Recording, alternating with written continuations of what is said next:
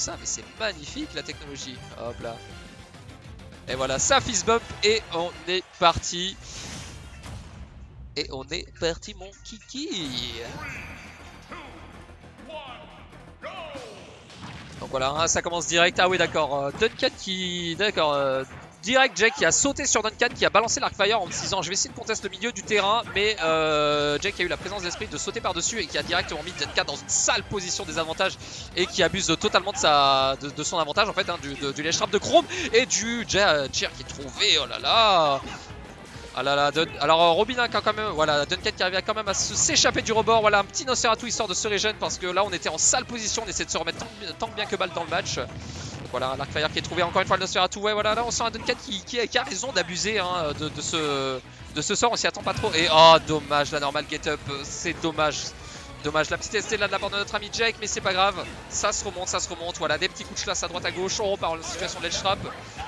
On vole sur ledge trap et voilà, Duncan qui s'est accroché 2 fois sur ledge et du coup qui a été vulnérable et qui n'a pas récupéré son Alwind et voilà qu'il a récupéré maintenant, dommage.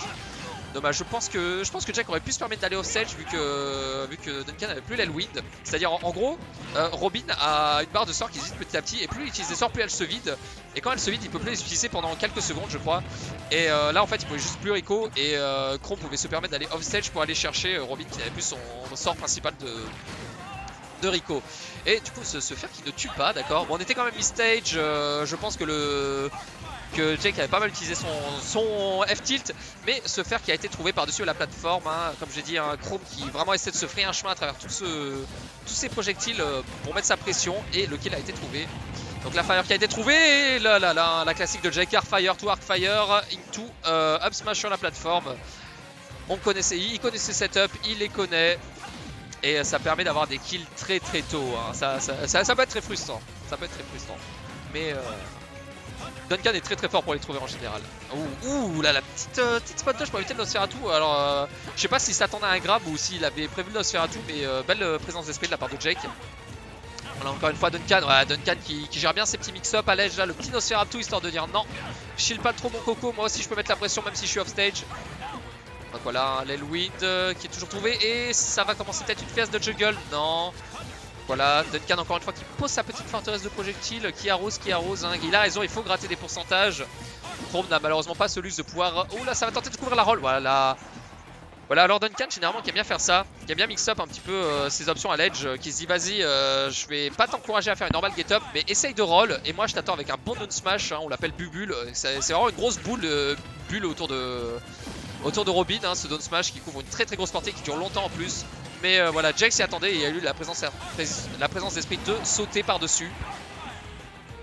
Donc là on a un Duncan là qui se permet d'aller off stage, hein, il a raison, petit stock d'avance, hein, ça va tenter la douille, non, enfin la douille, le météore, hein. Un Duncan plutôt à l'aise, hein, qui a bien profité de son advantage, qui a bien gratté les pourcentages. Peut-être un Jake qui s'est un peu trop précipité sur la fin. En même temps c'est compréhensif, il avait un bon avantage, il avait une bonne stock league au début du match, malheureusement qu'il a un peu trop, enfin c'est pas de sa faute, hein, missile put ça arrive, un petit air dodge dans le vide. Donc 1-0 pour notre petit Dudu, notre petit Duncan. Et du coup le counter pick qui va être choisi par Jake et on est parti sur le triple, d'accord. On a peut-être un triple, je serais pas surpris de voir un triplat, ouais, Battlefield. Normal. Alors Battlefield a un terrain avec 3 plateformes qui permet de mix up un peu plus les landings justement de Robin.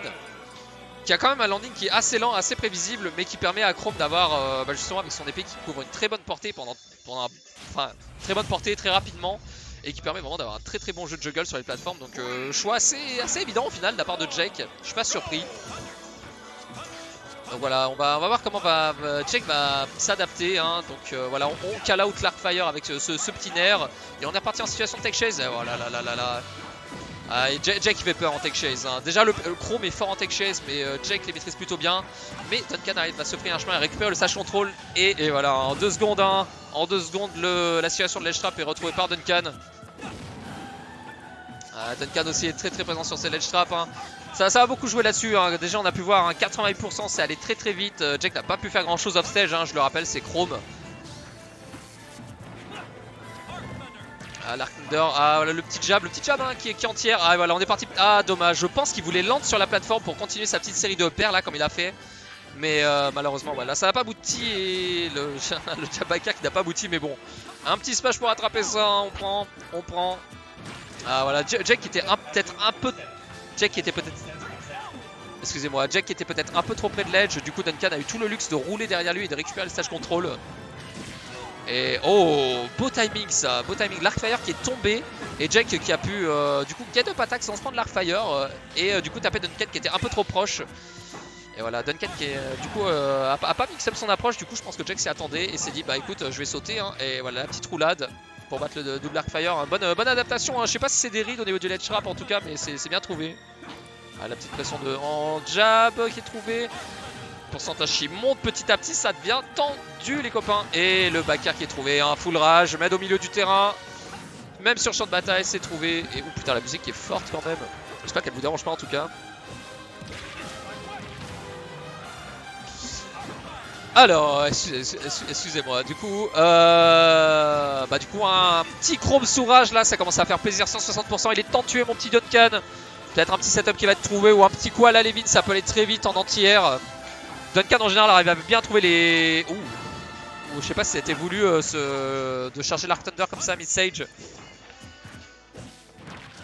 Oh putain, ce backer, mais le Tractopelle qui est vraiment venu chercher au milieu. Et l'Arcfire qui passe par-dessus la tête de Jax qui a l'air d'agacer notre bon petit Duncan, ce que je comprends. Et voilà. Ah, Duncan qui reste quand même très menaçant à l'edge. Hein. Faut pas sous-estimer un Darren offstage. Hein. Quand même, la limite ça peut arriver très vite. Si t'as beaucoup de pourcents, ça peut vite t'éjecter. C'est comme des mini-smash en l'air en fait au final. Ah, le Nosferatu Wi-Fi qui n'a pas été puni, c'est dommage. Oh. Là on sent peut-être un Duncan qui s'impatiente un petit peu, je sais pas trop. Situation de tech chase encore une fois, de ledge trap encore une fois.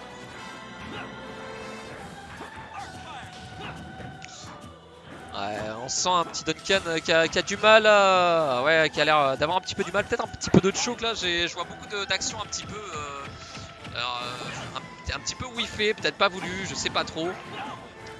Mais en tout cas voilà, on sent une certaine aisance du côté de Chrome et le trade malheureusement en faveur de Chrome. 150% élève et notre ami Duncan, c'est dommage, mais ouais là t'avais pas envie de trade.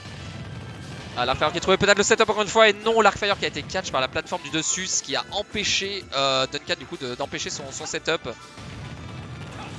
Ah, peut-être le up smash et non.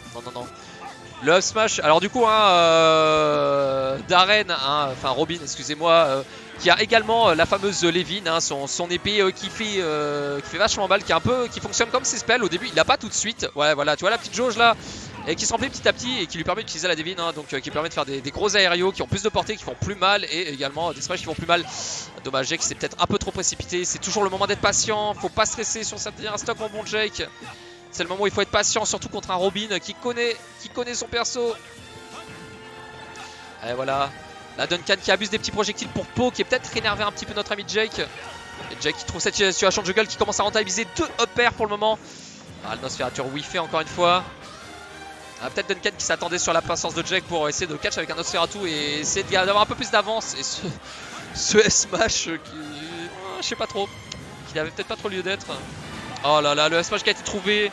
Mais ça reste Chrome, ça reste lourd et ça remonte. Et non, l'air dodge directionnel. Il avait pas envie de upper, sans doute peur du Gimp.